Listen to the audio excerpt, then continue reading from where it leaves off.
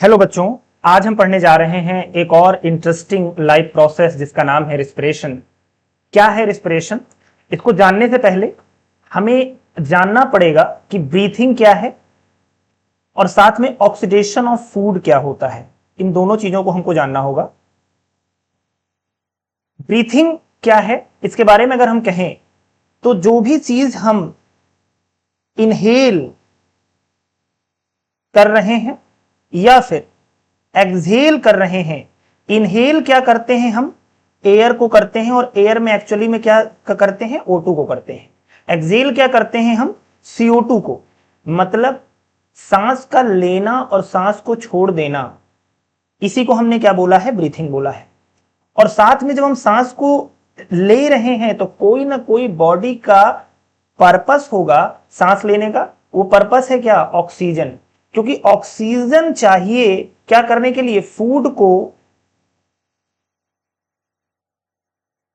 Break down करने के लिए। और उससे हमको क्या मिलेगी? एनर्जी मिलेगी। और उस एनर्जी से हम जो हमारी बहुत सारी लाइफ की प्रोसेसेस हैं उनको पूरा कर पाएंगे। उन्हीं प्रोसेस में से एक है आपकी रिस्पिरेशन।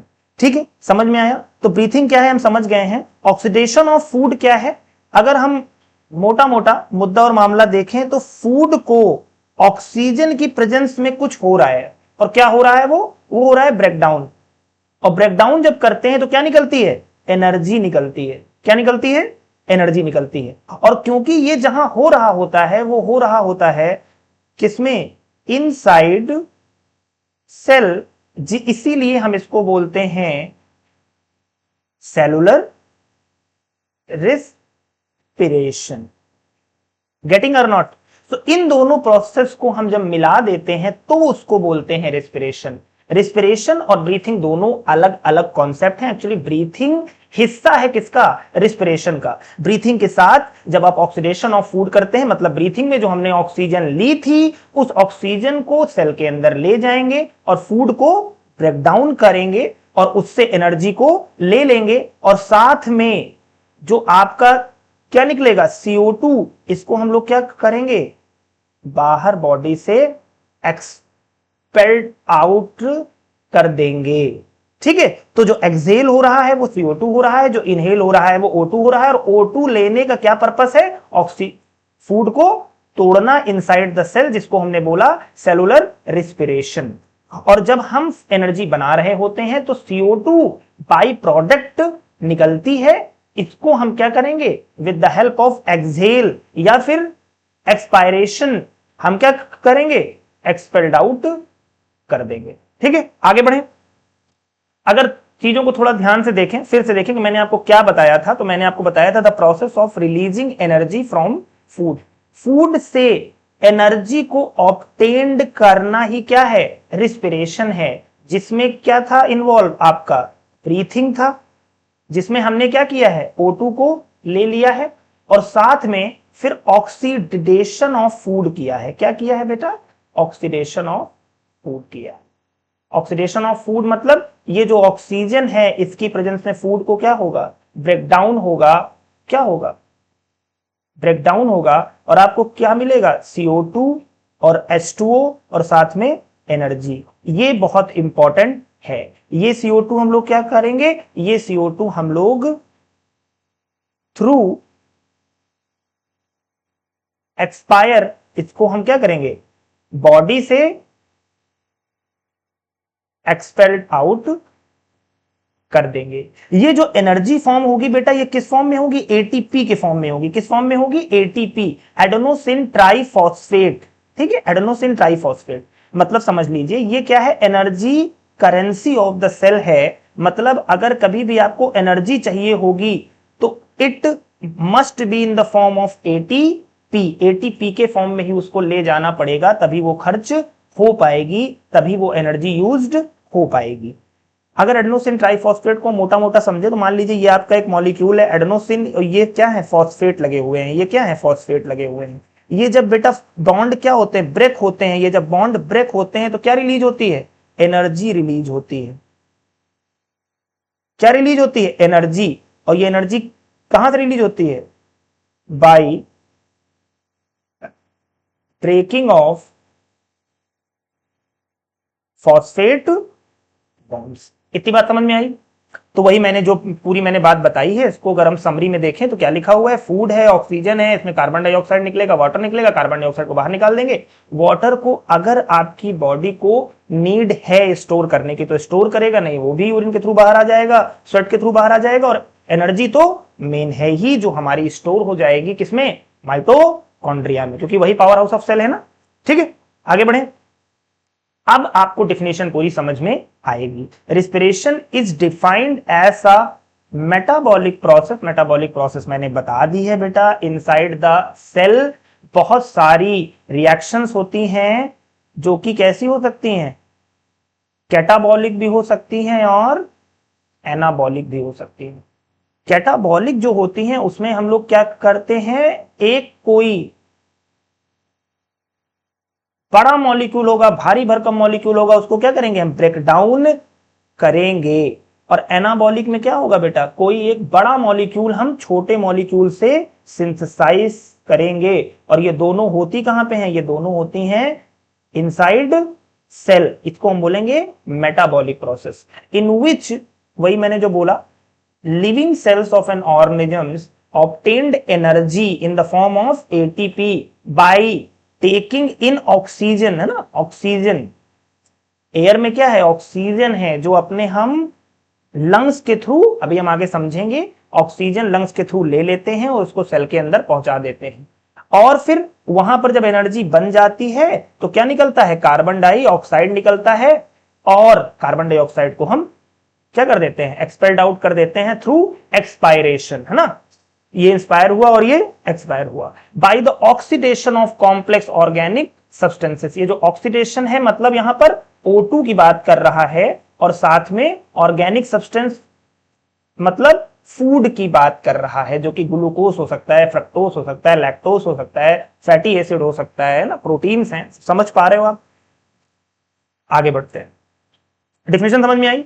जो रिस्पिरेशन है बेटा वो दो प्रकार से हो सकता है, एक होता है एरोबिक, एक होता है एनारोबिक।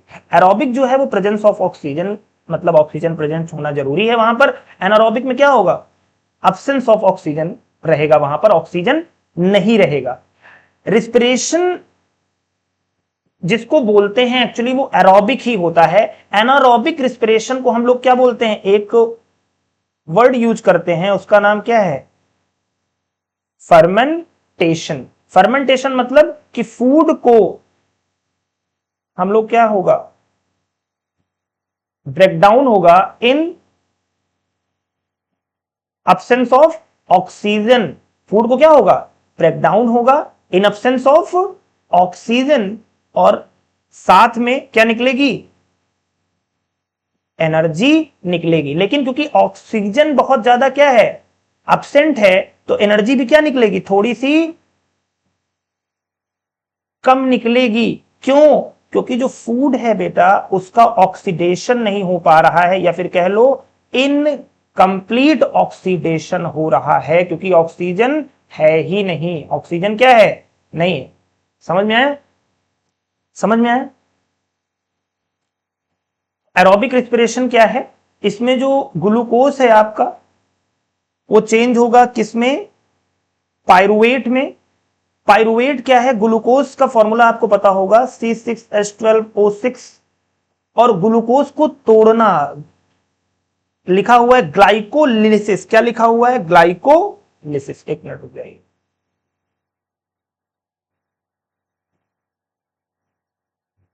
लिखा हुआ है ग्लाइकोलिसिस मतलब ग्लूकोज को तोड़ना। ग्लाइको मतलब ग्लूकोज, लिसिस मतलब तोड़ना। और ये होता कहां है? ये होता है साइटोप्लाज्म में, इनसाइड द सेल। मतलब ये जो रिएक्शन होगी बेटा ये तो कहां हो रही होगी? सेल के अंदर ही हो रही होगी। सेल के अंदर ग्लूकोज से पायरुवेट चेंज होता है। पायरुवेट क्या है? एक 3 कार्बन मॉलिक्यूल है, ठीक है, जो कि फॉर्म हुआ है किससे? ग्लूकोज से। ग्लूकोज के पास कितने हैं? 6 कार्बन है, तो इसका मतलब पायरुवेट के पास क्या होंगे? 2 मॉलिक्यूल पायरुवेट के बनेंगे। 3 कार्बन होते हैं ना एक पायरुवेट में, तो 2 मॉलिक्यूल होंगे। बस इतना ही आपको जानना, इससे ज्यादा नहीं जानना। पायरुवेट भी इसी को बोलते हैं, पायरुविक एसिड भी इसी को बोलते हैं, थोड़ा सा डिफरेंस होता है, पर आपके कोर्स में भी नहीं है, आपको इतना जानने की जरूरत नहीं है। फिर आप जरा थोड़ा सा ध्यान देंगे तो आगे जो प्रोसेस जाएगी, एक मिनट, आगे जो प्रोसेस जाएगी वो जो पायरुवेट है बेटा वो जाएगा किसके अंदर, माइटोकॉन्ड्रिया के अंदर। माइटोकॉन्ड्रिया आई होप सबको पता होगा ना, वो तो बताने की जरूरत नहीं है मुझे। माइटोकॉन्ड्रिया में क्या होगा, ऑक्सीजन प्रेजेंट होगा और ऑक्सीजन की प्रेजेंस में ही क्या बनेगा, CO2 H2O और हमारा साथ में क्या होगा यहां पे 38 ATP। समझ पा रहे हैं आप? एक्चुअली यहां पे आप लिखिए 36 ATP, ओके, इसको आप हटा दीजिए, आप यहां पे लिखिए 36 ATP, मोस्टली 36 ATP, ठीक है, समझ में आया? तो यहां पर CO2 होगा, ये H2O बनेगा और साथ में ATP बनेगा, और यहां पर एक्चुअल में ऑक्सीजन क्या होगी, यूज होगी। तो एरोबिक रिस्पिरेशन के दो स्टेप है, पहला है ग्लाइकोलिसिस, दूसरा है क्रेब्स साइकिल। ग्लाइकोलिसिस होता है साइटोप्लाज्म में, जिसमें ग्लूकोज और चेंज होता है पायरुवेट में। पायरुवेट में 3 कार्बन होते हैं, तो आपको पता होना चाहिए, ग्लूकोज में 6 होंगे, तो अगर 6 से 3 बन रहे हैं, इसका मतलब कितने बनेंगे, 2 पायरुवेट मॉलिक्यूल बनेंगे। और इसमें ऑक्सीजन की रिक्वायरमेंट नहीं है। ऑक्सीजन की रिक्वायरमेंट कहां होती है, क्रेब्स साइकिल में। इसको बोलेंगे एरोबिक रिस्पिरेशन, क्योंकि ऑक्सीजन प्रेजेंट है इसमें, इसलिए इसमें बहुत सारी एनर्जी बनती है। इसमें लगभग 36 ATP हमारे फॉर्म होते हैं, ठीक है। कुछ कंडीशंस में 38 ATP भी फॉर्म होते हैं, वो वाला यहाँ पे लिखा हुआ था, पर मोस्टली आप अभी के लिए 36 ATP लिख लीजिए, ठीक है। ये सब में होता है, ह्यूमंस हैं, कैट्स हैं, एलिफेंट हैं, लायंस हैं, डॉग्स हैं, काऊ, है ना, ठीक है, मोस्टली यही है। एनारोबिक में क्या है बेटा, एनारोबिक में हमारी जो ऑक्सीजन होगी वो क्या होगी, वो एब्सेंट होगी, ऑक्सीजन यूज नहीं होगी। इसीलिए इसके लिए हम लोग यूज करते हैं एक वर्ड, फर्मेंटेशन। और फर्मेंटेशन हमको 2 पढ़ने हैं, एक है अल्कोहलिक फर्मेंटेशन, दूसरा है लैक्टिक एसिड फर्मेंटेशन। बात वही सिंपल होगी, ग्लूकोज से कहां जाएंगे, पहले पायरुवेट, मतलब ग्लूकोज को तोड़ेंगे, ग्लूकोज के तोड़ने को बोलते हैं ग्लाइकोलिसिस। ग्लूकोज में कितने होते हैं, 6 कार्बन होते हैं, यहां पर 3 कार्बन है, इसका मतलब इसमें मॉलिक्यूल कितने बनेंगे, 2 पायरुवेट। अच्छा हाँ, हर एक पायरुवेट अलग अलग जाएगा, मतलब ये जो एक रास्ता जा रहा है ना इधर, ये एक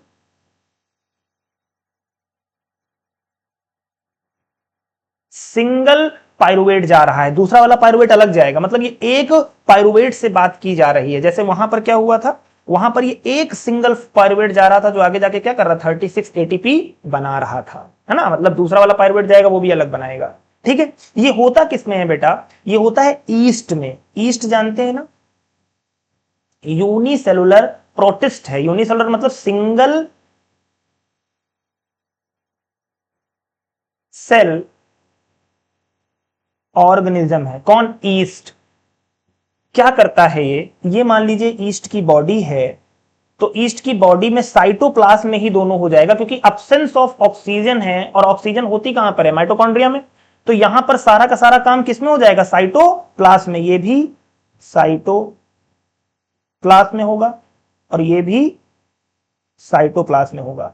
ऑक्सीजन की रिक्वायरमेंट यहां भी नहीं है, ऑक्सीजन की रिक्वायरमेंट यहां भी नहीं है, ठीक है। ईस्ट में होगा तो आप देखेंगे यहां तक पायरुवेट तक तो रास्ता बिल्कुल सेम था, जैसे एरोबिक रिस्पिरेशन में हो रहा था। यहां से पायरुवेट से जब ईस्ट के अंदर, ईस्ट क्या है, यूनिसेलुलर ऑर्गेनिजम्स हैं, सिंगल सेल हैं, और साथ में क्या है, अगर आप पूछ लें कि कौन से एनिमल्स हैं तो बोलना प्रोटिस्टन है। क्या है, प्रोटिस्टन है। जैसे बहुत सारे एनिमल्स होते हैं ना, उनमें से प्रोटिस्टन एनिमल्स हैं, एक कैटेगरी है एनिमल्स की, उनमें ईस्ट पाए जाते हैं। समझ में आया? तो ईस्ट एक सिंगल सेल ऑर्गेनिज्म है जिसमें अल्कोहलिक फर्मेंटेशन हो रहा है। फर्मेंटेशन मतलब अब्सेंस ऑफ ऑक्सीजन में खाना ब्रेक डाउन हो रहा है। यहां तक पायरुवेट तक तो रास्ता सेम था, उसके आगे ईस्ट में पायरुवेट से क्या बनता है, अल्कोहल बनता है। ये क्या है आपका, अल्कोहल, और साथ में ये क्या है, CO2, और साथ में क्या बनेगा, 2 ATP। एनर्जी क्या है, बहुत ही कम है, क्योंकि ऑक्सीजन नहीं है। ऑक्सीजन जब नहीं होगा तो खाना सही से टूट नहीं पाएगा, खाना सही से नहीं टूटेगा तो एनर्जी उतनी नहीं मिलेगी। समझ रहे हैं? तो ये जो अल्कोहल है बेटा, इसको हम लोग क्या करते हैं, बाहर एक्सट्रैक्ट कर लेते हैं, और जितनी भी बेवर्स इंडस्ट्रीज हैं वो अल्कोहल, मतलब जितना भी अल्कोहल बन रहा है वो इसी के थ्रू बनाया जा रहा है। समझ में आया? कोई दिक्कत? आगे बढ़े। लैक्टिक एसिड फर्मेंटेशन क्या है, इसमें भी क्या होगा, अब्सेंस ऑफ ऑक्सीजन होगा, और क्या होगा साथ में बेटा, ये हमारी कहां पे होती हैं, मसल्स टिश्यू में होता है। मसल्स टिश्यू में मान लीजिए जब भी कभी कोई एक्साइटमेंट की सिचुएशन होगी, एक्साइटमेंट की सिचुएशन मतलब कोई आपको दौड़ा रहा है या आप एक्सरसाइज कर रहे हैं, है ना, तो क्या होगा, आप बहुत ज्यादा एक्साइटेड होते हो। और जनरली तो हम एक्साइट होते नहीं, मान लीजिए आप कभी दौड़ते नहीं है, पर आप क्या कर रहे हैं, अचानक आपने दौड़ना चालू कर दिया। अब अचानक आपने दौड़ना चालू कर दिया तो आपको क्या चाहिए, आपको चाहिए एटीपी। पर एटीपी तो इतनी आपकी बॉडी को आदत नहीं आपको देने की। मैंने आपको ट्रांसपोर्टेशन में बताया है कि जो हीमोग्लोबिन है वो ऑक्सीजन कैसे देता है। अगर आपको बहुत ज्यादा ऑक्सीजन चाहिए तो हीमोग्लोबिन बहुत ज्यादा इंक्रीज भी करना पड़ेगा। आप कभी जब माउंटेन पे जाएंगे तो वहां पे जब आप ट्रैकिंग करते हैं तो जब ऑक्सीजन आपको ज्यादा चाहिए होती है तो जिनके पास हीमोग्लोबिन उतना नहीं, उनको क्या आने लगेगा, नौसिया आने लगते हैं, चक्कर आने लगते हैं। तो वो क्या करते हैं, 2-3 दिन आप क्या कर लो, चाहो तो रेस्ट कर लो वहां पे, तो आपकी जो आरबीसी है वो क्या हो जाएंगे, एक बार बढ़ जाएंगी। तो उसमें हीमोग्लोबिन बढ़ जाएगा। हीमोग्लोबिन जब बढ़ जाएगा तो आप फिर से क्या कर पाएंगे, चीजों को कैरी ऑन कर पाएंगे, ऑक्सीजन को कंडक्ट कर पाएंगे। लैक्टिक एसिड फर्मेंटेशन में भी रास्ता पायरुवेट तक सेम था। पायरुवेट के बाद ये जो हमारे स्केलेटन मसल्स होते हैं, इनका जो टिश्यू होता है वहां पर ये प्रोसेस हो जाती है। क्योंकि बहुत जल्दी हमको क्या चाहिए, एटीपी चाहिए, एटीपी तुरंत के तुरंत चाहिए हमको। और इतनी लंबी प्रोसेस से हम जा नहीं सकते, पर हमें एनर्जी तो चाहिए ही चाहिए। भाई आप जिम जाते हो, आप मान लीजिए आपका पहला दिन है जिम का और आप बहुत तेज क्या कर रहे हैं, आप एक्सरसाइज कर रहे हैं, आपकी बॉडी को आदत नहीं है, तो उसको एटीपी तो चाहिए ही चाहिए।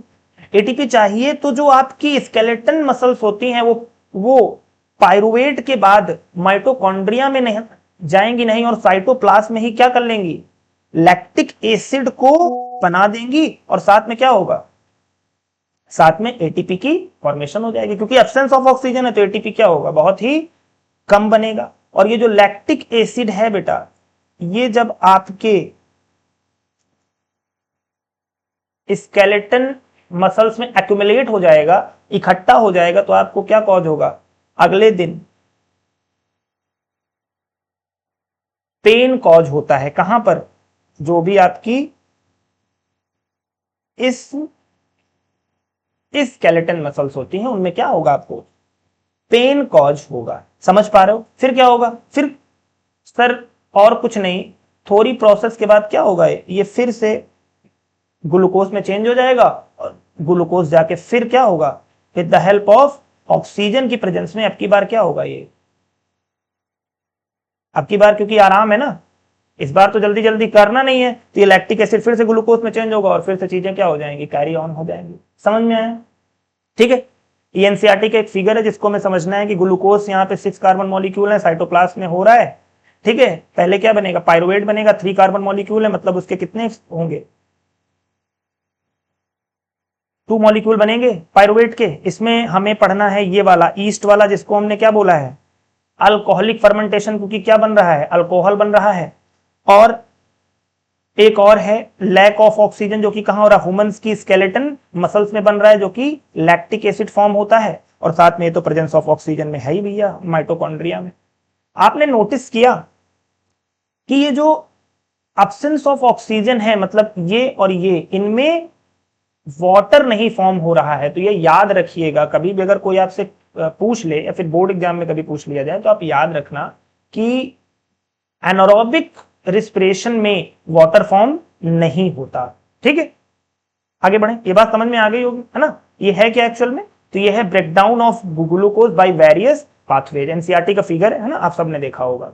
एरोबिक और एनारोबिक का अगर हम डिफरेंस देखें तो जो हमने बातें अभी पढ़ाई की है वही है। Aerobic respiration take place in presence of oxygen, यहाँ पर एब्सेंस ऑफ ऑक्सीजन। इसमें क्या होगा, कंप्लीट ब्रेकडाउन होगा, क्योंकि क्या प्रेजेंट है, ऑक्सीजन भर भर के प्रेजेंट है, यहाँ पर ऑक्सीजन है ही नहीं।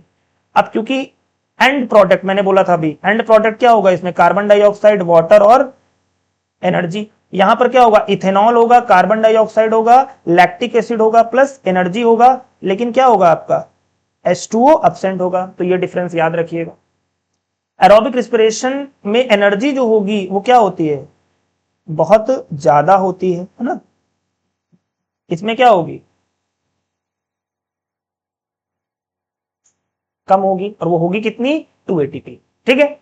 अच्छा, रिस्पिरेशन हमने अभी जितना जाना उसमें हमने जाना रिस्पिरेशन एक्चुअल में है क्या, तो ब्रीथिंग और ऑक्सीडेशन ऑफ फूड है। फिर हमने जाना रिस्पिरेशन कितने प्रकार के होते हैं ना, कितने टाइप के होते हैं, तो एरोबिक और एनारोबिक जाना।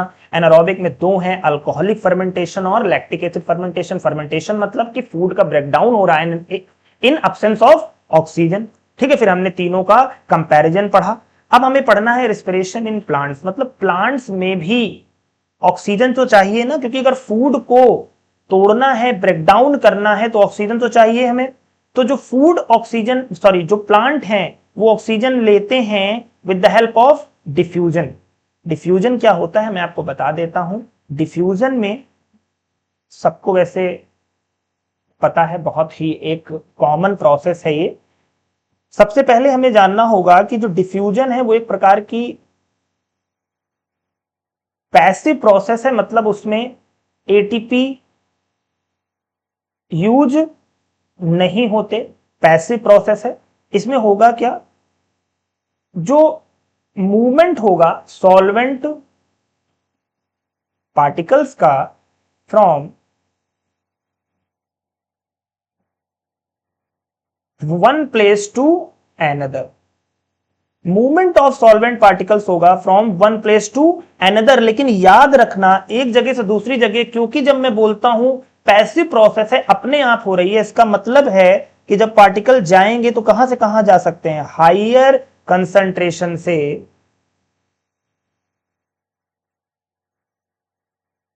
लोअर कंसंट्रेशन की तरफ, है ना। जहां पे चीजें ज्यादा हैं वहां से जहां चीजें कम है उसकी तरफ जाएंगे। डिफ्यूजन देखा जाए तो किसमें किसमें होगा बेटा, तो ये होगा आपका लिक्विड में और साथ में गैसेस में। सॉलिड में तो नहीं होगा ना, सॉलिड में अगर एक जगह ज्यादा सामान है तो क्या जहां सामान कम है वहां तो नहीं जाएगा।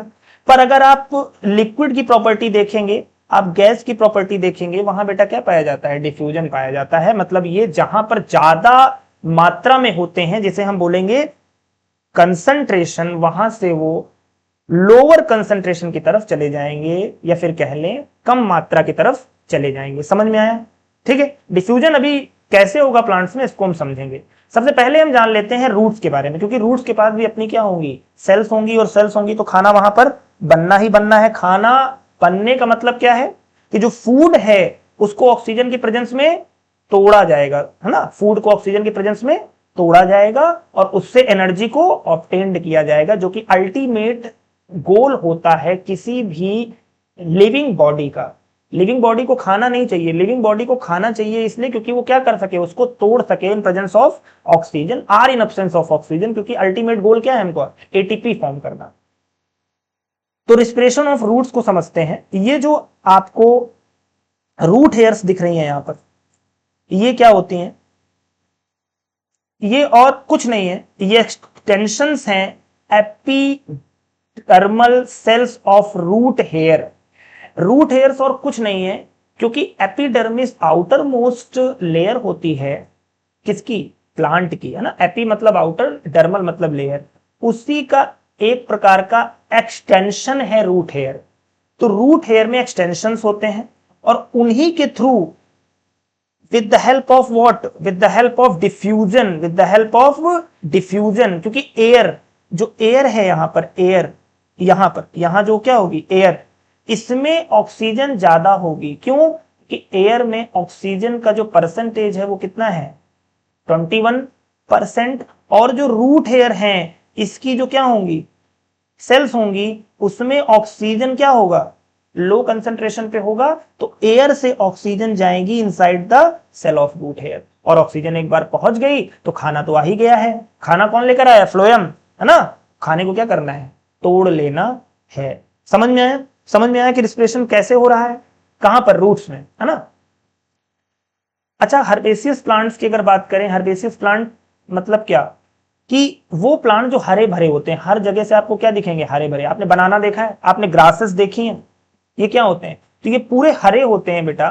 तो इनमें क्या होते हैं, स्टोमेटा होते हैं। स्टोमेटा जानते ही होंगे आप लोग, स्टोमेटा क्या है, छोटे छोटे पोर होते हैं जिनसे हम क्या करते हैं, CO2 को बाहर निकाल देते हैं और O2 को, सॉरी,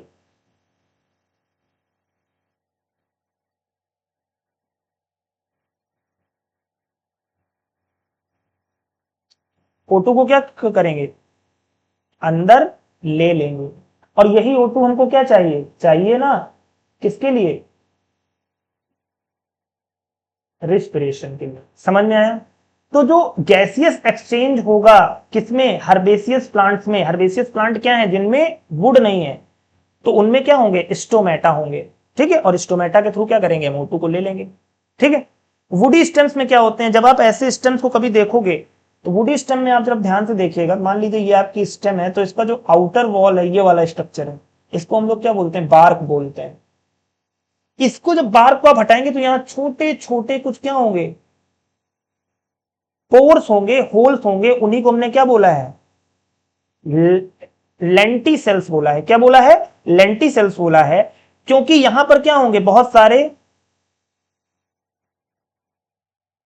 प्लांट के क्या होंगे, सेल होंगे। और प्लांट के अगर सेल होंगे तो वहां पर क्या होगा, फूड आएगा। फूड तो आ गया है फ्लोएम से, अब उसको चाहिए ऑक्सीजन, तो यहां पर क्या है, आपके हैं लेंटी सेल्स, और उनसे क्या करेगा, वो ऑक्सीजन को ले लेगा और क्या बना लेगा, एनर्जी बना लेगा, और साथ में जो CO2 निकलेगी उसको क्या करेगा, एक्सपेल्ड आउट कर देगा विद द सेम पोर, जिसको हमने क्या बोला है, लेंटिसेल बोला है। समझ में आया। ये आपका स्ट्रक्चर है लेंटिसेल्स का ना। ये देखिए यहां पर, ये बाहर वाली क्या है, बार्क है, वो जो छाल है प्लांट्स की। ठीक है। अच्छा, अगर आप लीव्स की बात करें, क्योंकि हमने इससे पहले किसकी बात कर ली थी, रूट्स की बात हो गई है, आप अगर देख रहे हैं स्टेम्स की बात हो गई है। स्टेम्स में क्या है, आपके लेंटी सेल्स हैं। अगर जो आपकी स्टेम होगी वो कैसी होगी, वुडी। अगर वुडी स्टेम नहीं है तो वहां पर क्या होंगे, स्टोमेटा होंगे। और जो लीफ होगी उसमें तो स्टोमेटा होते ही होते हैं, है ना। मैंने आपको ऑलरेडी इसके बारे में बता दिया है, फिर भी मोटा मोटा मैं आपको बता देता हूं। स्टोमेटा क्या होते हैं, वो आपके प्रेजेंट होते हैं कहां पर, लीव्स में। एक्चुअली लीव्स में ज्यादा प्रेजेंट होते हैं, ऐसा नहीं कि सिर्फ लीव्स में ही प्रेजेंट होते हैं। वो हर्बेसियस प्लांट अगर है, अगर वो हर वेयर मतलब अगर जो प्लांट है वो कैसा है, हरा है, अगर उसमें वुड नहीं है तो वहां पे स्टोमेटा प्रेजेंट होंगे। जो आपकी लीफ है उसके ऊपर वाली सरफेस हो या इसके नीचे वाली सरफेस हो, दोनों साइड पाए जाते हैं क्या, स्टोमेटा, ऑन बोथ सरफेस। कौन पाया जाएगा, स्टोमेटा आर फॉर्म्ड। ठीक है बेटा। और ये स्टोमेटा है क्या, ये ऐसे स्ट्रक्चर्स हैं जो आप देखेंगे यहां पर। स्टोमेटा में क्या होते हैं, ये जो बाहर वाली सेल्स है बेटा, इनको हम लोग बोलेंगे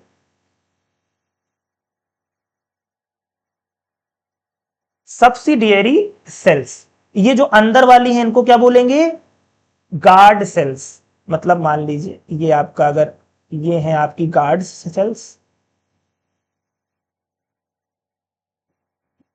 और ये वाली क्या है, बगल वाली, ये है आपकी सब्सिडियरी सेल्स। और ये जो सब्सिडियरी सेल्स हैं, आप देखिएगा यहां से, ये क्या कर रही हैं, पानी को अंदर इंसर्ट कर रही हैं इनसाइड द गार्ड सेल। और जब पानी अंदर जाएगा तो जो स्टोमेटा है वो क्या हो जाएंगे, फूल जाएंगे। मतलब जो ये वाला है स्टोमेटा, ये स्वलन हो जाएगा, जिसको हमने क्या बोला है, टर्जिड बोला है। और ये जब पानी बाहर चला जाएगा तो स्टोमेटा क्या हो जाएंगे, श्रंकन हो जाएंगे, मतलब चिपक जाएंगे, है ना।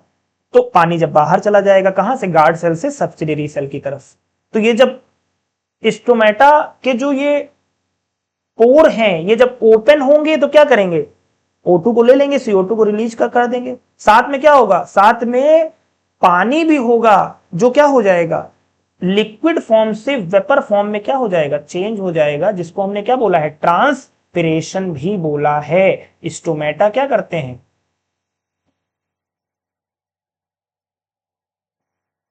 ट्रांसपिरेशन में भी हेल्प करते हैं। ट्रांसपिरेशन क्या है, जो प्लांट का पानी है जो कि कहां से जा रहा है, रूट से ऊपर की तरफ जा रहा है, लीफ में जाकर स्टोमेटा के पोर खुलते हैं, और ये पानी जो कि लिक्विड फॉर्म है, वेटर सॉरी वेपर फॉर्म में क्या हो जाएगा, उड़ जाएगा, भाप बन के उड़ जाएगा। इसी को हमने क्या क्या बोला है, ट्रांसपिरेशन बोला है। ये प्लांट्स के लिए बहुत ज्यादा होता है तो बहुत ही बुरा माना जाएगा, लेकिन अगर थोड़ा बहुत होना चाहिए प्लांट्स में, बिल्कुल जरूरी है, क्योंकि इसके थ्रू क्या होगा, इसके थ्रू जो प्लांट्स हैं बेटा उसको मिलता है कूलिंग इफेक्ट। कूलिंग इफेक्ट क्या है कि जो प्लांट्स हैं, जब ये जो वाटर है जो कि लिक्विड फॉर्म में है, जब वो गैस फॉर्म में जाएगा तो लिक्विड से गैस फॉर्म जाने में टेम्परेचर क्या होगा, राइज होगा। और वो टेम्परेचर राइज होगा कहां से, वो प्लांट सेल से ही लिया जाता है। तो प्लांट सेल क्या हो जाएंगी, जो कि एक्सपोज्ड है किससे, सनलाइट से, वो क्या हो जाएंगी, ठंडी हो जाएंगी। और साथ में क्योंकि पानी उड़ता है, तो ये जो पानी उड़ रहा है तो ऊपर कहीं ना कहीं, कहां पर, लीफ के पास जो वाटर है उसका कंसंट्रेशन क्या हो रहा है, कंसंट्रेशन उसका डाउनफॉल में जा रहा है, कम हो रहा है। और हमने अभी आपको एक चीज क्या बताई है कि डिफ्यूजन क्या होता है, पैसिव प्रोसेस है जिसमें पानी हो या कोई लिक्विड हो या कोई गैस हो, ये हाई कंसंट्रेशन से लो कंसंट्रेशन की तरफ जाती है। तो जो पानी नीचे रूट्स में होगा वो क्या करेगा, ऊपर जाने की कोशिश करेगा। ठीक है, तो स्टोमेटा हमने पूरा जाना है, इसको समझ में आया। स्टोमेटा के थ्रू क्या करेंगे हम, तो साथ में जब ये खुलता है तो O2 CO2 ले लेते हैं। ठीक है, O2 ले लेते हैं और CO2 बाहर चली जाती है। ठीक है, अच्छा एक इंटरेस्टिंग बात मैं आपको बताना चाहता हूं। आप जब कभी देखेंगे कि हमने अब तक जो फिनोमिनाज जाने हैं वो जाने हैं, एक फिनोमिना तो हमने फोटोसिंथेसिस जाना ही जाना है। क्या जाना है, फोटोसिंथेसिस। और दूसरा वाला क्या है, दूसरा वाला है रेस्पिरेशन। बेटा फोटोसिंथेसिस क्या है, इसमें हमने क्या लिया था, CO2 को ले लिया था, फिर H2O को ले लिया था, CO2 को बाहर से ले लिया था with the help of stomata. H2O कहां से ले लिया था, नीचे से ले लिया था, रूट से ले लिया था with the help of xylem. और यहां पर क्या आ रही थी आपकी, सनलाइट आ रही थी। ये क्या है आपका, क्लोरोफिल। और हमने क्या बना लिया था, फूड को बना लिया था, साथ में क्या निकाला था, ऑक्सीजन, और साथ में क्या था आपका, H2O। याद आया, याद आया। और इसी प्रोसेस को जब हम क्या कर देते हैं, रिवर्स, तो क्या हो जाता है, वो हो जाता है रिस्पिरेशन। ठीक है, इतनी बात समझ में आ रही है। मतलब रिस्पिरेशन के लिए आपको चाहिए क्या, ऑक्सीजन, और फोटोसिंथेसिस के लिए आपको क्या चाहिए, CO2। और ये दोनों हैं कहां, ये दोनों हैं एटमॉस्फेयर में। कहां पे है बेटा, एटमॉस्फेयर में। तो अगर हम एक एग्जांपल लें, एक मिनट रुकिए,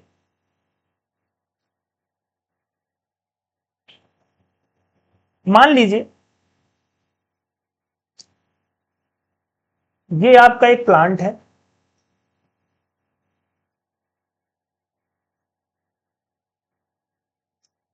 ये पहला मैंने ये वाला प्लांट बनाया है। और यहां पर क्या है, जो अभी समय चल रहा है वो कैसा है, डे टाइम है, और आपके पास क्या है, सन मौजूद है। सन अगर मौजूद है तो क्या ये फोटोसिंथेसिस होगी, हाँ बेटा बिल्कुल होगी, क्योंकि फोटोसिंथेसिस के लिए क्या चाहिए आपको, मैंने एक बात ये बताई, फोटोसिंथेसिस के लिए क्या चाहिए आपको, ये सनलाइट चाहिए ना। सनलाइट अगर रहेगी तो फोटोसिंथेसिस तो होगी, क्योंकि बाकी सारी चीजें तो क्या है इसके पास है ना। क्योंकि फोटोसिंथेसिस के लिए क्या क्या चाहिए हमको, बताइए फोटोसिंथेसिस के लिए क्या क्या चाहिए, CO2, H2O, CO2 है ये बाहर, यहां पर CO2 है ना, H2O यहां पर है, साथ में क्लोरोफिल। क्लोरोफिल तो प्लांट्स की लीफ में होता है, हरा कलर का पिगमेंट होता है, वो तो है ही है। और साथ में क्या होगा, अगर सनलाइट होगा तो फोटोसिंथेसिस तो होगी होगी। अगर हम रिस्पिरेशन की बात करें, रिस्पिरेशन में क्या होगा, जो फूड है उसको ऑक्सीजन की प्रेजेंस में तोड़ना पड़ेगा। तो क्या रिस्पिरेशन अभी होगा, बिल्कुल होगा, क्योंकि यहां पर ऑक्सीजन भी है। तो प्लांट क्या करेंगे, ऑक्सीजन भी लेंगे और CO2 भी लेंगे। CO2 तो लेंगे for the photosynthesis and oxygen ले लेंगे फॉर द रिस्पिरेशन। समझ में आया, दोनों प्रोसेस हो रही ना। इसका मतलब क्या प्लांट्स भी ऑक्सीजन लेते हैं क्या बेटा? प्लांट नहीं, हर एक लिविंग बॉडी इस प्लैनेट अर्थ में क्या करती है? ऑक्सीजन को ले लेती है। कुछ एक हैं वो एनारोबिक होते हैं, उनको ऑक्सीजन नहीं चाहिए, पर मैं बात कर रहा हूं मोस्ट ऑफ द केसेस में जो लिविंग ऑर्गेनिजम्स है उनको ऑक्सीजन चाहिए। क्यों? क्योंकि खाने को क्या करना है? ब्रेक डाउन करना है, तो रिस्पिरेशन भी होगी। लेकिन अगर इसी को हम क्या, अगर हम लोग जो टाइम है वो ले लें, कैसा, सॉरी, रात हो गई है, रात हो गई है तो क्या बताइए, फोटोसिंथेसिस होगी क्या? सिंपल सी बात है, आपको ज्यादा दिमाग नहीं लगाना। फोटो मतलब क्या होता है? लाइट। फोटोसिंथेसिस नहीं होगी तो क्या ये बेटा CO2 लेगा क्या? ये CO2 नहीं लेगा। लेकिन क्या रिस्पिरेशन होगा? बेटा रिस्पिरेशन होगा, क्योंकि ऑक्सीजन तो है ना भाई। रिस्पिरेशन के लिए क्या चाहिए? फूड और ऑक्सीजन। तो फूड अंदर उसके पास है ही है, जो उसने क्या बनाया था? दिन में बनाया था, और ऑक्सीजन ले लेगा। तो इसका मतलब है कि जो रात है, रात में फोटोसिंथेसिस नहीं होती, इसीलिए कहते हैं कि रात में प्लांट्स के पास नहीं जाना चाहिए, क्योंकि उस समय प्लांट्स CO2 ले नहीं रहे होते हैं, बल्कि इस प्रोसेस से, रिस्पिरेशन से क्या करते हैं? CO2 को बाहर निकाल रहे होते हैं। क्योंकि रिस्पिरेशन में क्या होता है? CO2 फॉर्म होती है ना। ये देखिए, जब ये फूड को ऑक्सीजन प्रेजेंस में तोड़ेगा तो क्या बनाएगा? CO2। रिवर्स प्रोसेस है फोटोसिंथेसिस की। समझ में आया? तो जितना भारी भरकम पेड़ होगा, जैसे कि पीपल है, बरगद है, उतना ज्यादा वो ऑक्सीजन खींचेगा और रिवर्स में उतना ज्यादा CO2 देगा। इसीलिए हमारे जो बूढ़े बुजुर्ग लोग हैं उन्होंने कह दिया है रात में भूत है, प्रेत है, पिशाच है, वहां मत जाना। समझ में आ रहा है? सोच रहे हो कितना घुमा फिरा की चीजों को समझाया जा रहा है। आज भी अगर पीपल का पेड़ है तो हम कितना समझ रहे हैं, लेकिन उसका क्या है? एक समझाने का तरीका है। जैसे ऐसे बोल देंगे ना आपको कि आप मत जाओ, तो आप ऐसा नहीं मानोगे। लेकिन अगर आपको क्या कर दिया जाए, एक मैसेज के थ्रू चीजों को समझाया जाए, चाहे वो अच्छी बात हो या डरावन, मतलब जैसे भी करके समझाया जाए, तो आप चीजों को बेहतर तरीके से समझ पाएंगे। समझ में आया? तो डे टाइम में क्या होगा? दोनों प्रोसेस होती हैं, बट नाइट जब होती है तो सिर्फ रिस्पिरेशन होती है, फोटोसिंथेसिस उस समय नहीं होती। यही डायग्राम ये चीजों को क्या कर रहा है? समझा रहा है। ठीक है। रिस्पिरेशन को हम लोग सेलुलर रिस्पिरेशन भी कहते हैं बेटा, क्योंकि इनसाइड द सेल हो रहा होता है। ठीक है, आगे बढ़े। अच्छा, रिस्पिरेशन अमीबा में कैसे होगा बेटा? अमीबा की जो सेल मेम्ब्रेन है, वो सेल मेम्ब्रेन क्या करेगी? डायरेक्ट ऑक्सीजन को ले लेगी और उसी सेल मेम्ब्रेन से क्या होगा? CO2 बाहर हो जाएगा। और प्रोसेस कैसी होगी? डिफ्यूजन। प्रोसेस कैसी होगी? डिफ्यूजन। अमीबा है क्या बेटा? ये भी एक यूनी सेलुलर ऑर्गेनिजम्स है, सिंगल सेल पे बेचारा अपना जीवन जी रहा है। ठीक है, इसके पास यहां पर एक सिंपल सा न्यूक्लियस है, ये फूड वैक्यूल है जिसमें वो खाना ले लेता है, ये कॉन्ट्रेक्टाइल वैक्यूल है जिसमें वो क्या रखता है? पानी रखता है अपना ना, ऑस्मो रेगुलेशन करता है। और खाना होगा तो ऑक्सीजन चाहिए उसको, है ना, ऑक्सीजन चाहिए, तो वो क्या करता है? अपनी जो सेल मेम्ब्रेन है उसी से क्या करता है? ऑक्सीजन को डिफ्यूज फॉर्म में, मतलब डिफ्यूज मतलब डिफ्यूज होकर आ जाएगी, क्योंकि बाहर ऑक्सीजन ज्यादा है और अंदर ऑक्सीजन कम है, तो उसको ले लेगा। समझ में आया? रिस्पिरेशन इन अर्थवॉर्म। अर्थवॉर्म भी क्या करेगा? अपनी स्किन से ही क्या करता है? ऑक्सीजन को ले लेगा और CO2 को रिमूव कर देगा। ऑक्सीजन को ले लेगा और CO2 को रिमूव कर देगा। थोड़ा समझते हैं। अच्छा, अगर मान लें कि ये, मान लीजिए आपका क्या है? अर्थवॉर्म है। ये क्या है? अर्थवॉर्म। ये वाली जो लेयर है इसका नाम कैसा है? एपिथेलियम की लेयर है। किसकी बनी है? इथीलियम टिश्यू की बनी है। इसके ऊपर बेटा ये एक और लेयर होगी ऐसी, इस लेयर को हम लोग क्या बोलेंगे? क्यूटिकल बोलेंगे। और ये लेयर कैसी होगी बेटा? मॉइस्ट होगी। याद रखना, जब भी कभी किसी भी सेल मेम्ब्रेन से जो रिस्पिरेटरी गैसेस हैं, रिस्पिरेटरी गैसेस मतलब कौन? CO2 और O2, उनको जब हम अंदर ले रहे हैं या बाहर, आउटसाइड द सेल, उसको एक्सपेल्ड आउट कर रहे हैं, तो उसके लिए कुछ कंडीशंस होती हैं कि सेल मेम्ब्रेन कैसी होनी चाहिए। तो पहली तो होनी चाहिए वो कैसी? मॉइस्ट। दूसरी कंडीशन है कि वो कैसी होनी चाहिए, थिन। ठीक है, थिन होगी तभी तो चीजों को एक्सचेंज कर पाएगी।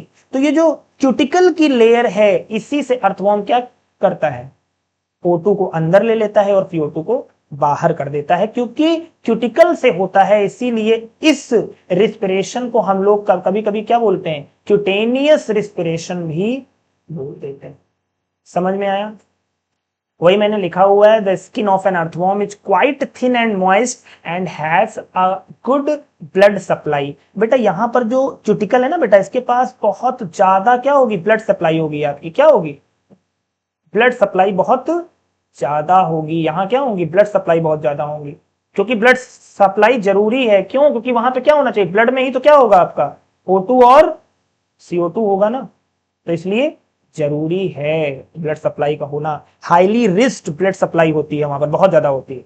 Oxygen is transported to all the cells of the earthworm by its blood, है ना, क्योंकि वहां ब्लड कैपिलरीज हैं, where it is used for the respiration, ना, खाने को तोड़ने के लिए ऑक्सीजन चाहिए। The same gas exchange is happening in the leech. Leech मतलब जोंक, जोंक समझते हो ना, खून चूसने वाला जोंक। इसमें भी क्या होगा, वैसे ही रिस्पिरेशन होगा, है ना, with the help of cuticle, और इसको भी हम क्या बोलेंगे, क्यूटेनियस रिस्पिरेशन बोलेंगे। ठीक है, आगे बढ़े।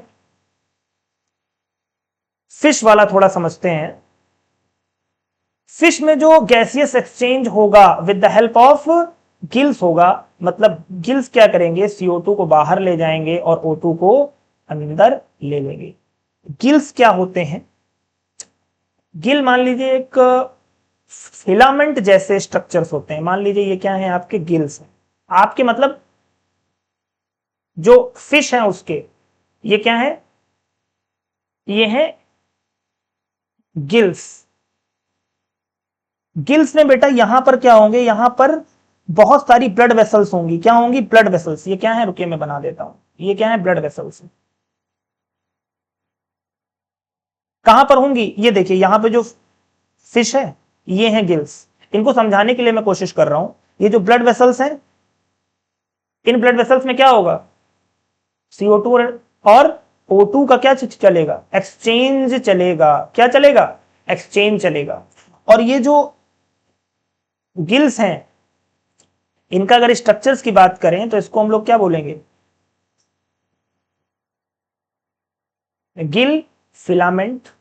और ये जो ये वाला स्ट्रक्चर है, इसको अब आप लोग बोलोगे क्या, गिल आर्च। और ये वाला स्ट्रक्चर क्या है, गिल वैक। समझ में आया? आप चाहो तो ये सारी बातें ना याद रखो, पर आप ये जरूर याद रखो, गिल फिलामेंट्स होते हैं ऐसे, ये ऐसे बहुत सारे क्या होते हैं, फिलामेंट्स मौजूद होते हैं यहां पर। और यही क्या करते हैं, ऑक्सीजन को ले लेते हैं और CO2 को इसी में क्या कर देते हैं, पोर कर देते हैं। और फिर ये जो गिल्स हैं, इन्हीं से CO2 बाहर चली जाती है। और O2 जब लेना होगा तो यहां से क्या करेंगे, वाटर को ले लेंगे। वाटर में जो ऑक्सीजन प्रेजेंट है वो डिफ्यूज फॉर्म में प्रेजेंट है। कहने का मतलब क्या है कि जो आपकी फिशेस हैं वो क्या करेंगी, अपना मुंह खोलेंगी और पानी को ले लेंगी। पानी में ऑक्सीजन डिफ्यूज फॉर्म में प्रेजेंट है, याद रखिएगा। मतलब ऐसा नहीं होगा कि पानी को जो फिशेस हैं वो क्या करेंगी, H2 और O2 में तोड़ देंगे, ऐसा नहीं होगा। H2O मतलब पानी में ऑलरेडी O2 डिफ्यूज फॉर्म में प्रेजेंट है, तो ये उसको ले लेगा।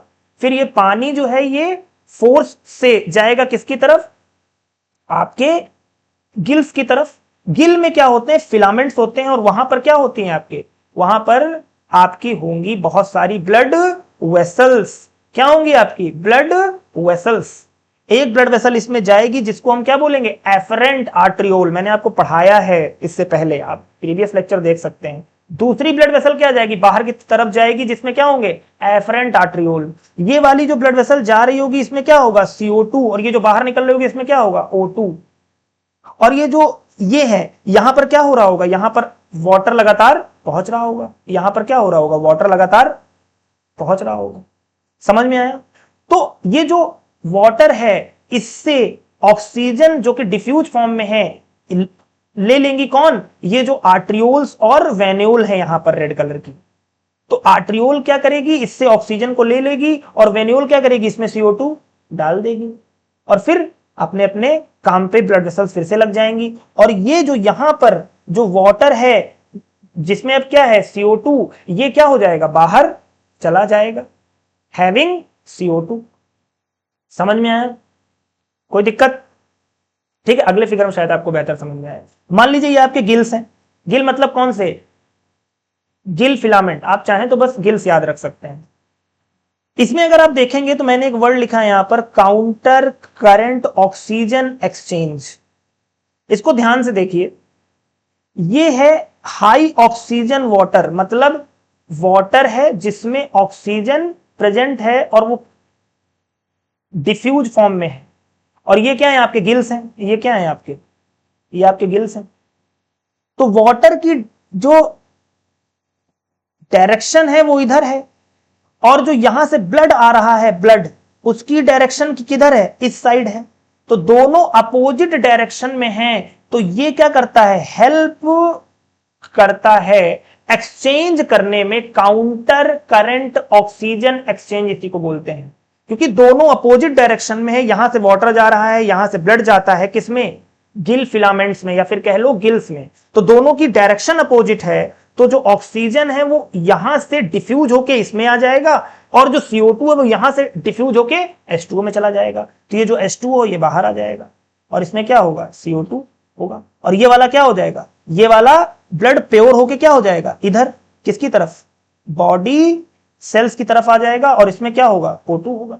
समझ में आया? तो ये बात आपको याद होनी चाहिए कि काउंटर करंट मैकेनिज्म है जो फॉलो होता है। काउंटर करंट मतलब सिंपल सी बात है, दोनों की डायरेक्शन अलग है, वाटर अलग जा रहा है, और ब्लड फ्लो जो डायरेक्शन है किसमें, गिल्स में, या फिर कह लो गिल फिलामेंट्स में, दोनों अपोजिट डायरेक्शन में है। तो ये क्या करेगा, डिफ्यूज करने में मदद करता है, एक्सचेंज करने में मदद करता है O2 और CO2। ठीक है, आगे बढ़े। ये हमारा है ह्यूमन रेस्पिरेटरी सिस्टम।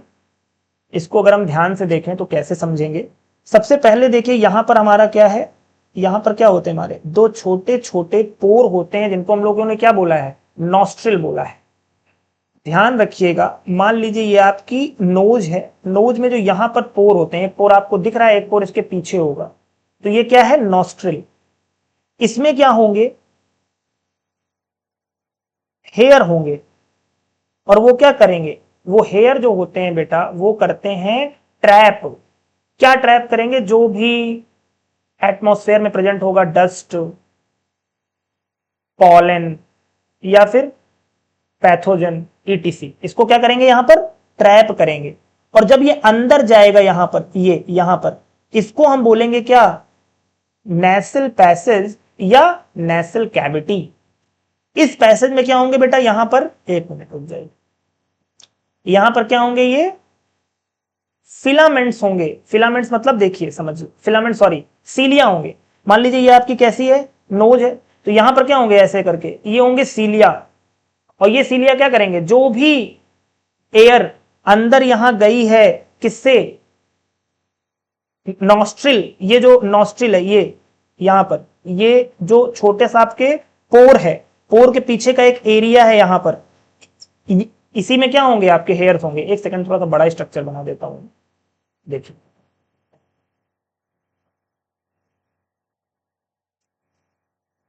मान लीजिए ये आपकी क्या है, नोज है। नोज में जो ये वाला पोर्शन है, इसको हमने क्या बोला, एक होल आपको दिख रहा है, जिसको हमने क्या बोला है, नॉस्ट्रिल बोला है। एक सामने से दिख रहा है, एक नहीं दिख रहा। ये जो नॉस्ट्रिल दिख रहा है, इसके पीछे एक ऐसा स्ट्रक्चर है, और इसी में क्या होते हैं, आपके हेयर्स होते हैं। ये क्या है, ये हैं आपके नोज हेयर, और इसको हम लोग क्या बोलते हैं, इसको बोलते हैं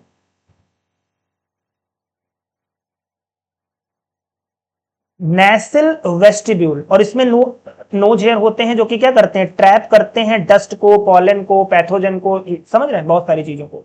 जब आप अंदर जाएंगे तो यहां पर भी क्या होंगे, बहुत सारे सीलिया जैसा स्ट्रक्चर होगा।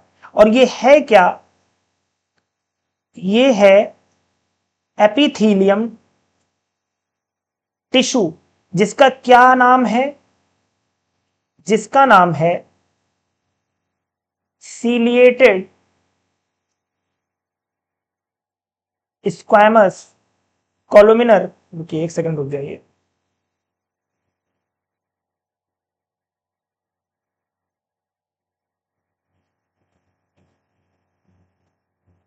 क्या नाम है यहाँ का जो टिश्यू होगा बेटा, एपिथीलियम। क्या होता है, हमारी जो बॉडी है ना, पूरी बॉडी यहां से लेके पूरा नीचे तक, ये बॉडी को एक्सटर्नली और इंटरनली लाइंड किया गया है किससे, एपिथीलियम टिश्यू से। उसी एपिथीलियम टिश्यू की एक फॉर्म है जिसमें क्या है, सीलिया प्रेजेंट है, और वो कहां होता है आपके, ये जो नेसल पैसेज है इसमें होगा।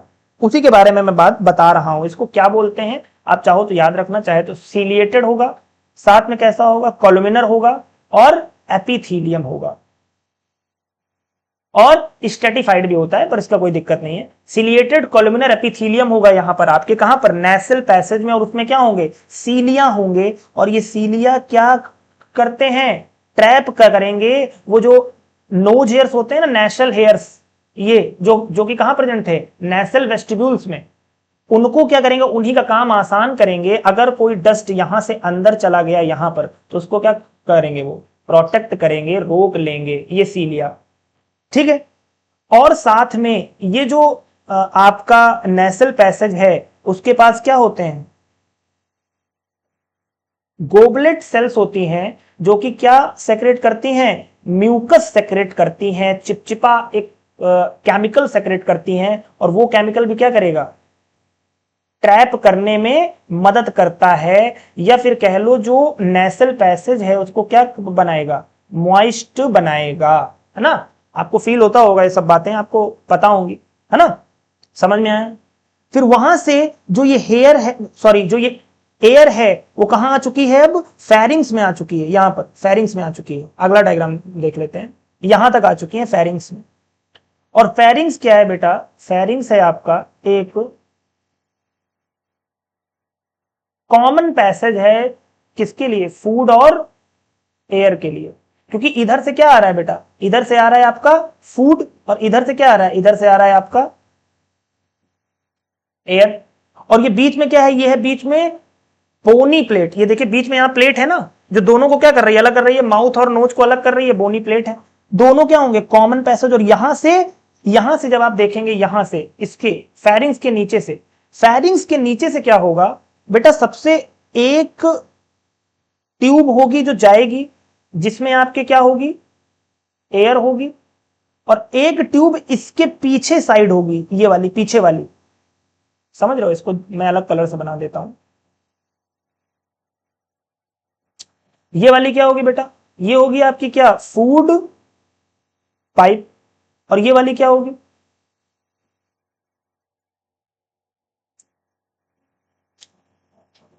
ये वाली आपकी होगी विंड पाइप। विंड पाइप को हमने क्या बोला है, ट्रैकिया बोला है, और फूड पाइप को आप जानते हो इसोफेगस हम बोल रहे हैं। इसके पीछे होती है, समझ रहे हैं, मतलब पहले क्या होगी आपकी ट्रैकिया होगी, उसके पीछे क्या होगी, फूड पाइप होगी, ठीक है। ट्रैकिया में मतलब जो फेरिंग्स के बाद ट्रैकिया का सबसे ऊपर वाला जो पॉइंट होगा, ये वाला पॉइंट, यहां पर एक फ्लैप जैसा स्ट्रक्चर प्रेजेंट होगा ऊपर, यहां पर एक फ्लैप जैसा स्ट्रक्चर प्रेजेंट होगा, इसको हम लोग क्या बोलेंगे, एपिग्लॉटिस। और ये जो यहां प्रेजेंट है, ये कैसा है, ये है ग्लॉटिस। तो एपिग्लॉटिस क्या करता है, ग्लॉटिस को कवर करेगा। कब, जब आप खाने को क्या करेंगे, अंदर लेंगे, जब आप स्वॉलो करते हैं, तो ये एपिग्लॉटिस क्या करता है, एपिग्लॉटिस यहां पर क्या है, एपिग्लॉटिस। और एपिग्लॉटिस क्या करेगा, इसको कवर कर लेगा कि जो खाना है आपका वो विंड पाइप में ना जाए। कहां पे प्रेजेंट है वो, ट्रैकिया में सबसे ऊपर। जो ट्रैकिया की अपर मोस्ट पोजीशन होगी, वहां पे क्या प्रेजेंट होगा, एपिग्लॉटिस प्रेजेंट होगा, जो कि क्या करता है, protect food to enter into the wind pipe. समझ में आया, इतनी बात समझ में आ रही है, ठीक है। अब ये जो आपका ट्रैकिया है, यहीं पर क्या प्रेजेंट होगा, एक पिरामिड शेप का पिरामिड शेप का स्ट्रक्चर है जिसको आप क्या बोलोगे, लैरिंग्स या फिर क्या बोलोगे, वॉइस बॉक्स बोलोगे। मतलब बेटा देखिए, मान लीजिए ये आपका क्या है, ये आपकी है ट्रैकिया, ठीक है, ये आपका है क्या, जिसको हमने बोला है वॉइस बॉक्स, वॉइस बॉक्स जिसको बोला है, या फिर आप क्या बोलोगे उसको, लैरिंग्स बोलोगे।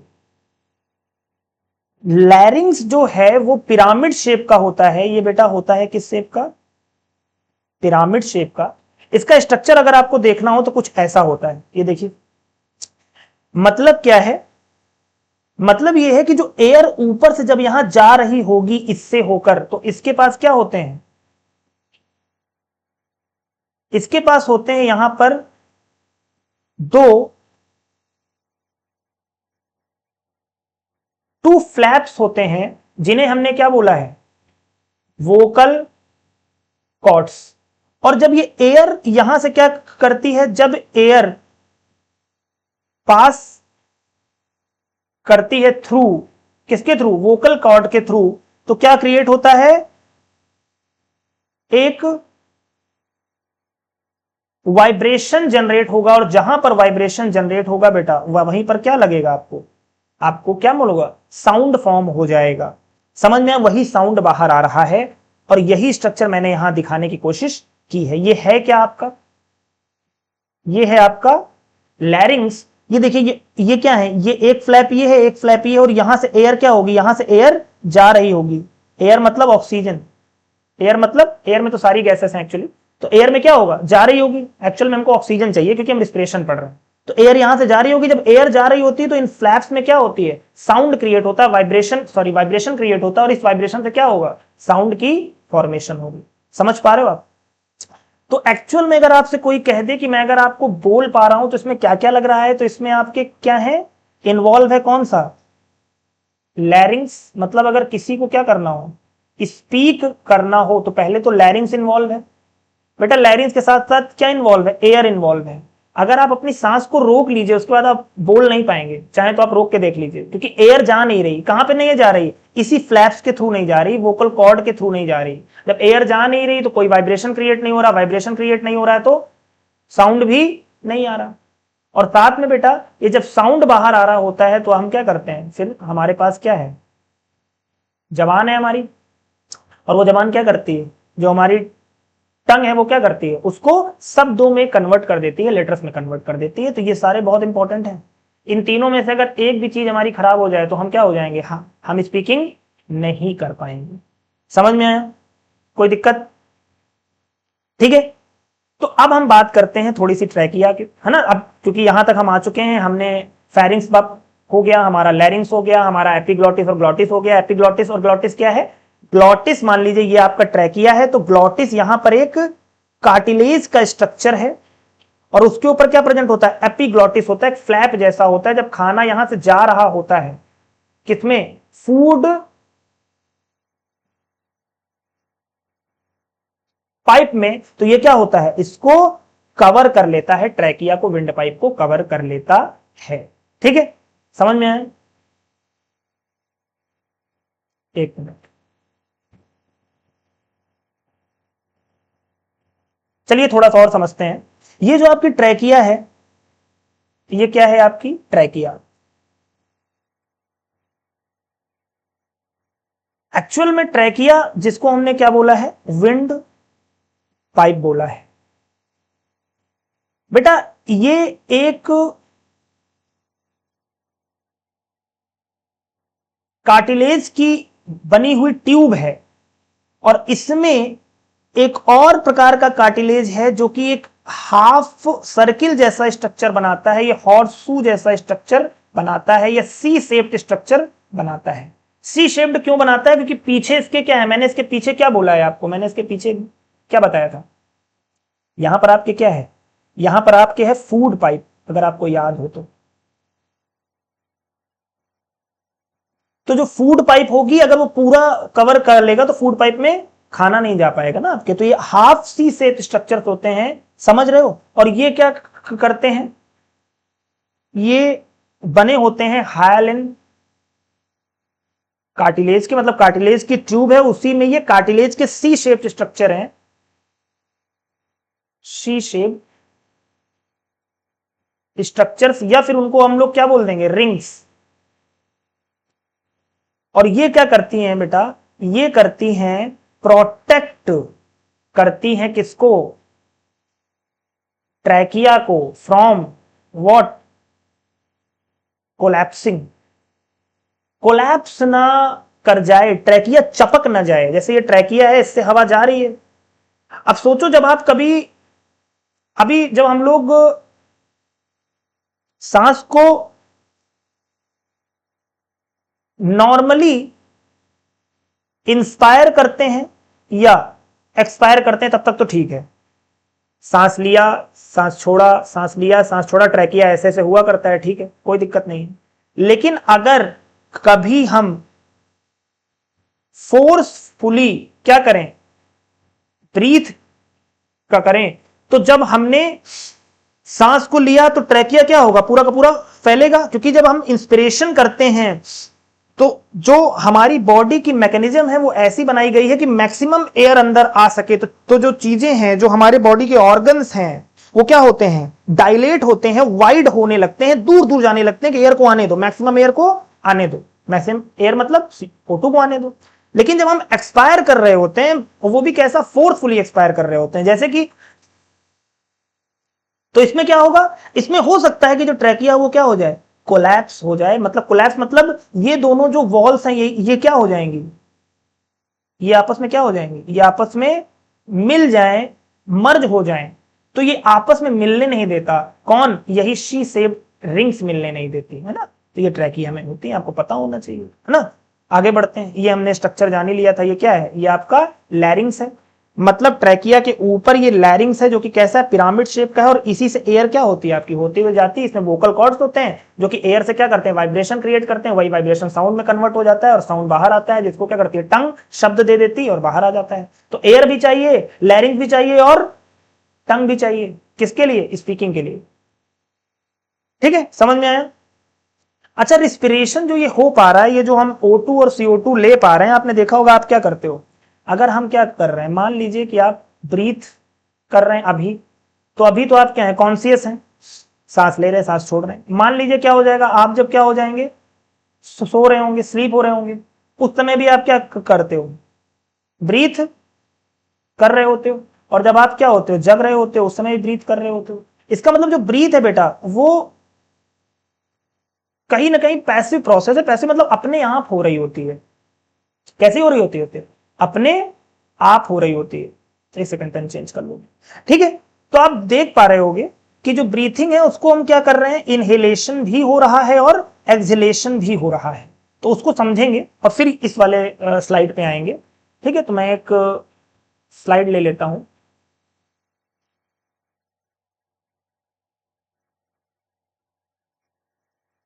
मान लीजिए ये आपका क्या है, सामने वाली आपकी बोन है, जिसको हमने क्या बोला है, स्टर्नम बोला है। क्या बोला है, स्टर्नम, ये वाली बोन है, ये स्टर्नम सामने से। इसी स्टर्नम के पीछे क्या होता है, आपका विंड पाइप होती है, उसके पीछे क्या होगा, फूड पाइप होगी। समझ पा रहे हो, ठीक है। ये आगे साइड आपकी स्टर्नम हो रही है, पीछे साइड आपकी क्या है, बैकबोन है। तो आगे साइड स्टर्नम है और यहां से क्या निकलती हैं, आपकी रिप्स निकलती हैं और पीछे जाके क्या करती हैं, जुड़ जाती हैं, किससे, बैकबोन से। समझ रहे हो आप, पीछे जाके किससे जुड़ जाएंगी, बैकबोन से। ये बेटा कहां से जा रही हैं, सब बैकबोन पे जा रही हैं। समझिएगा, मोटा मोटा समझिएगा, मैं समझाना क्या चाह रहा हूं। तो मतलब ये है कि ये पूरा क्या हो जाता है, एक प्रकार का स्ट्रक्चर बनता है। उस स्ट्रक्चर को कैसे बोलेंगे आप, देखा जाए तो कैसा है, ये क्लोज्ड है। आगे से जो फ्रंट साइड है, वहां से जो आपके रिप्स हैं वो क्या करते हैं, अटैच रहते हैं, किससे, इस टर्नम से। और जो बैक साइड है बेटा, वहां पर जो आपके रिप्स हैं वो अटैच होते हैं, किससे, बैक बोन से। मतलब कुल मिला के एक पूरा क्लोज्ड स्ट्रक्चर बन जाता है, और उसी के अंदर ये जो क्लोज्ड स्ट्रक्चर है उसी के अंदर आपको क्या मिलेंगे, आपके लंग्स मिलेंगे। ठीक है, और वो जो लंग्स वाली कैविटी है, वो जो कैविटी बन रही है उसी को हम लोग क्या बोलेंगे, थोरैकिक कैविटी। समझ में आई इतनी बात?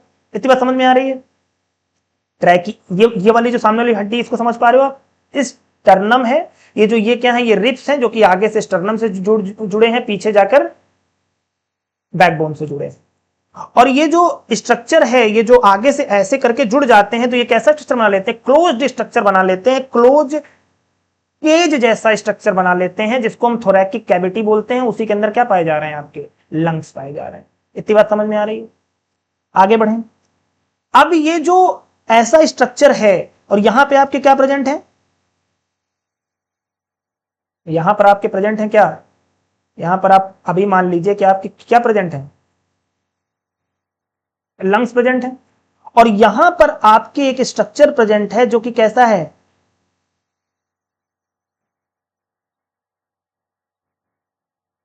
डोम शेप्ड स्ट्रक्चर है, जिसको हमने क्या बोला है, डायफॉर्म बोला है। क्या बोला है, डायफॉर्म बोला है। ये उसकी कैसी पोजीशन है, जो ये डोम शेप्ड है, मतलब जो ऐसा है, इसको हम लोगों ने क्या बोला है, ये उसकी नॉर्मल एग्जिस्टिंग पोजीशन है। मतलब जो हमारा डायफार्म है वो नॉर्मली कैसा दिखता है, डोम शेप्ड दिखता है। तो ये जो हमारा डायफार्म है वो एक्चुअल में चीजों को सेपरेट कर रहा होता है। हमारी जो ऊपर वाले लंग वाला पोर्शन है, जिसको हमने क्या बोला है, थोरैकिक कैविटी, और जो नीचे वाला पोर्शन है, जिसको हमने क्या बोला है, एब्डोमिनल कैविटी। एब्डोमिनल रीजन है ना, जहां हमारा पेट है। समझ पा रहे हैं? इतनी बात समझ में आई कि नहीं आई? अगर इतनी बात समझ में आ रही है तो अब हम आते हैं स्लाइड में और समझ पाएंगे। तो ये जो हमारी ट्रैकिया है, यहां से एयर आ रही है, ये जो ट्रैकिया है यहां से एयर आ रही है, और ये एयर यहां आके क्या हो जाएगी, डिस्ट्रीब्यूट हो जाएगी। इस वाले पोर्शन को जहां से एयर डिस्ट्रीब्यूट हो जाती है, इसको बोलते हैं ब्रोंकाई। और ब्रोंकाई कैसा होता है बेटा, एक प्लूरल वर्ड है, और इसका जो सिंगुलर वर्ड होगा वो कैसा होगा, ब्रोंकस। मतलब ये जो ट्रैकिया आ रहा है, यहां जाकर ये जो डिवाइड हो गया है, डिवाइड को बोलेंगे क्या, ब्रोंकस। और अगर दोनों को एक साथ बोलना हो तो क्या बोल जाएंगे, ब्रोंकाई। और ऐसा ब्रोंकस कोई है, क्योंकि पहली बार डिवाइड हो रहा है, इसको बोलते हैं प्राइमरी ब्रोंकस। इससे पहले अगर आप देखेंगे तो देखिए पहली बार यहां डिवाइड हुआ है, ये देखिए एक डिवाइड यहां हुआ है, फिर एक डिवाइड देखिए यहां पे हुआ है, फिर एक डिवाइड यहां पे हुआ है। तो ये वाला क्या हो जाएगा, ये वाला हो जाएगा प्राइमरी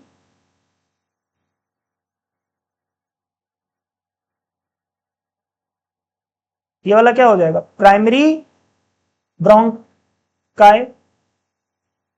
ये वाला क्या हो जाएगा, सेकेंडरी ब्रोंकाई। और यहां पे क्या हो जाएगा, टर्सरी ब्रोंकाई, या फिर ब्रोंकस भी बोल सकते हैं। समझ पा रहे हैं आप?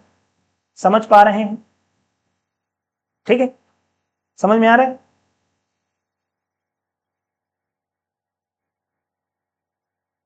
अब ये जो primary bronchi, secondary bronchi, tertiary bronchi, सबसे लास्ट में जाकर यहां पर एक छोटा सा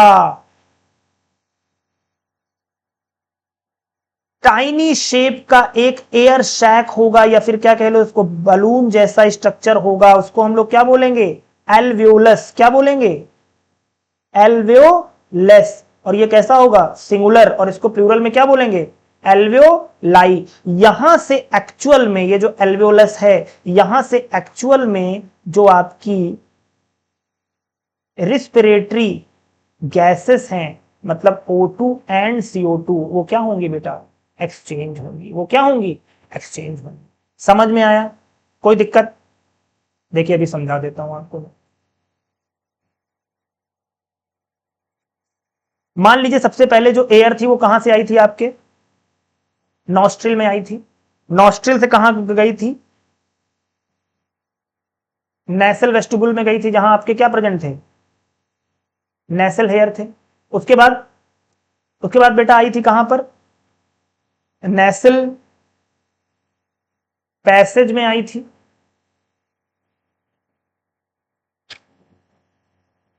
कहां पे आई थी?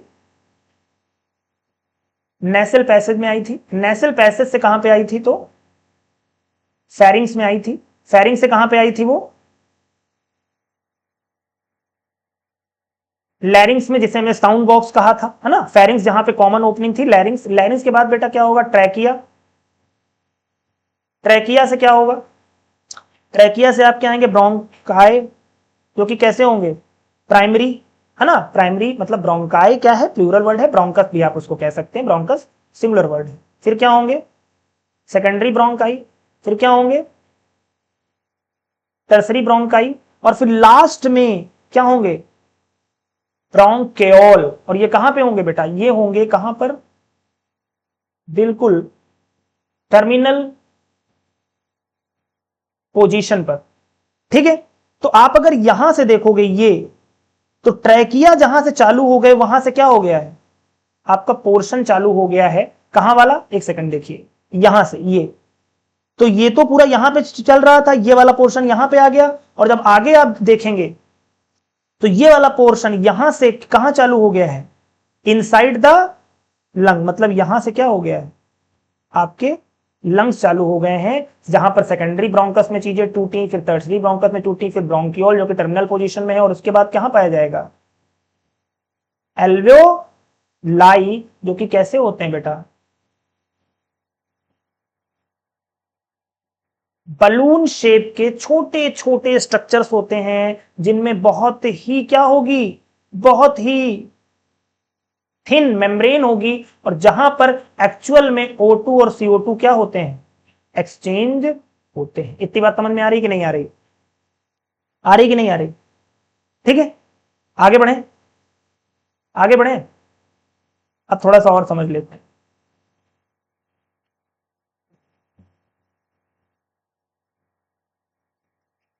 मान लीजिए ये जो आपकी एल्वेओलस है, एल्वेओलस मतलब एल्वेओलाई बहुत सारे होते हैं, एल्वेओलस।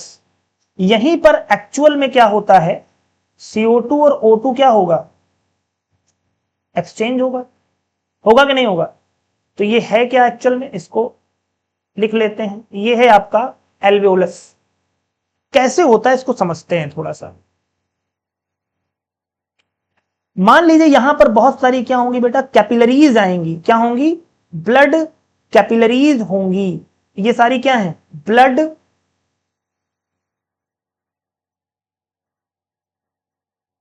कैपिलरीज होंगी, जिसे हम क्या बोलते हैं? Pulmonary capillary. पल्मोनरी कैपिलरी क्यों? क्योंकि पल्मोनरी रिलेटेड है किससे? रिलेटेड टू लंग्स, आपके फेफड़ों से रिलेटेड। बेटा यहीं पर जो ये CO2 होगा, वो क्या किया जाएगा? इन्हीं ब्लड कैपिलरीज में क्या कर दिया जाएगा? इनसे बाहर निकाल लिया जाएगा, और इन्हीं ब्लड कैपिलरीज में क्या कर दिया जाएगा? O2 को डाल दिया जाएगा। अब समझ में आया? कोई दिक्कत? ठीक है, ठीक है। तो यहां से क्या होगा? मान लीजिए ये आपकी ब्लड वेसल आ रही थी, इसमें क्या था आपका? CO2। यहां पे क्या बनेगी? कैपिलरीज होंगी, इनमें क्या होगा? CO2 इधर जाएगा, और O2 इसमें डाल दिया जाएगा, और ये ब्लड कहां चला जाएगा? फिर से इधर आ जाएगा। अब ये ब्लड कहां जाएगा? ये ब्लड आएगा आपके हार्ट में, और हार्ट से क्या कर दिया जाएगा? बॉडी ऑर्गन में, और बॉडी ऑर्गन से फिर कहां जाएगा ये ब्लड? ये वाला ब्लड क्या होगा? CO2 होगा, क्योंकि O2 वाला ब्लड तो यूज हो गया ना। बॉडी ऑर्गन ने क्या हुआ? रिस्पिरेशन किया होगा, फूड को ऑक्सीजन प्रेजेंस में तोड़ दिया होगा, बाई प्रोडक्ट में क्या निकला होगा? CO2। CO2 गया होगा हार्ट में, और यहां से हार्ट क्या करेगा? फिर से इसको फेंक देगा, और इसमें CO2 हो जाएगा। ये साइकिल पूरा चलता जा रहा है। समझ में आ रहा है? ठीक है, आगे बढ़े।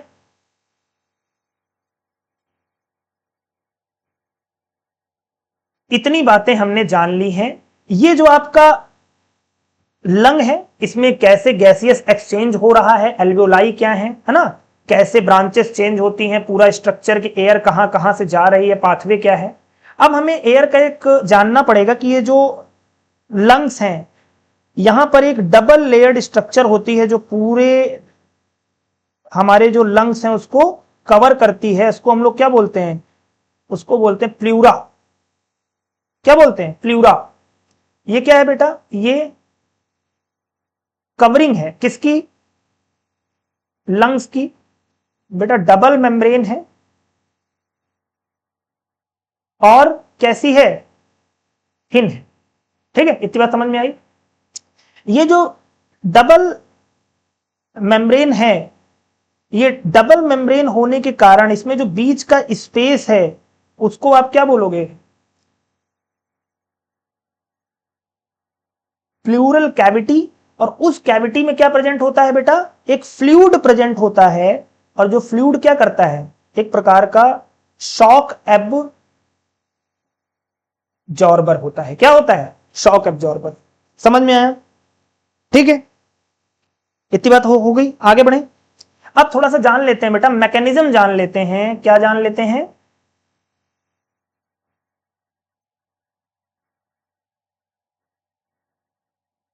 मैकेनिज्म ऑफ ब्रीथिंग जान लेते हैं कि आखिर ब्रीथिंग हो कैसे पा रही है, कौन कौन सा। तो ये देखिए रिब केज मैंने आपको जो बताया था, अब आसान हो गया है। तो आगे वाली क्या है? स्टर्नम है। पीछे क्या होगी? आपकी बैकबोन होगी, उससे जुड़ी हुई। और अंदर क्या है आपके? ये क्या है? ये बेटा लंग्स है ना?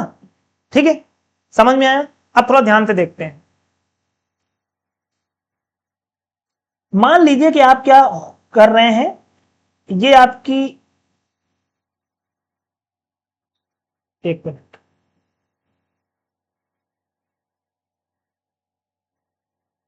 थोड़ा ध्यान से समझिएगा। मान लीजिए ये आपकी क्या है?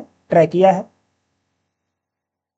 और मैं यहां पर एक मोटा मोटा बस बनाना चाहता हूं, आप इसको समझिएगा। ये आपका क्या है? थोरैकिक कैविटी है। क्या है?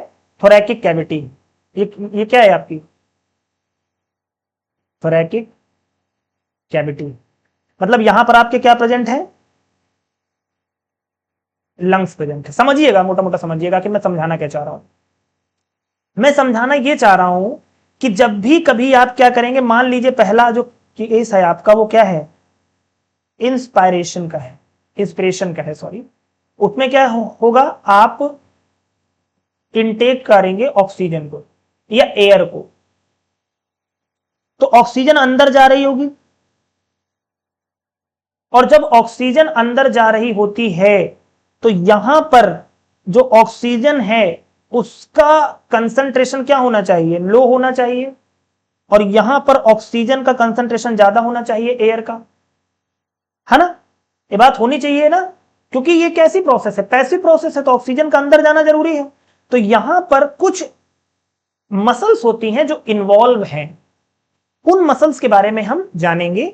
उस मसल्स को कहते हैं इंटरकॉस्टल मसल्स। इंटरकॉस्टल मतलब ये जो आपकी क्या है? रिब्स हैं। इन रिब्स के बीच में पाए जाते हैं कौन से? ये वाली मसल्स, इंटरकॉस्टल मसल्स। और जब ये रिलैक्स होंगी तो पास पास आएंगी, तो जो यहां का स्पेस है वो क्या हो जाएगा? कम हो जाएगा। और जब स्पेस कम हो जाता है तो आपने एक रूल पढ़ा होगा। एक रूल क्या कह लें उसको? लॉ कह लें। बॉयल्स लॉ कहता है कि जब भी कभी वॉल्यूम बढ़ेगा तो जो प्रेशर होगा वो क्या होगा? घटेगा।